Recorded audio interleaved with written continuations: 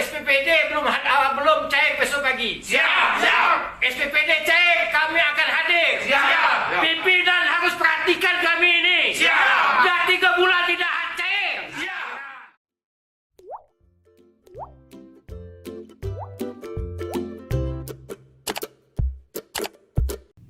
Viral di media sosial sebuah video yang memperlihatkan anggota DPRD Bungo Jambi protes karena uang perjalanan dinas tak kunjung cair.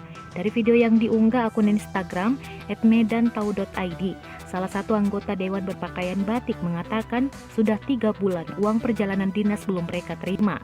Anggota DPRD Bungo Saiful Acik Bilal membenarkan orang-orang yang ada di video tersebut merupakan rekan-rekan di DPRD Bungo.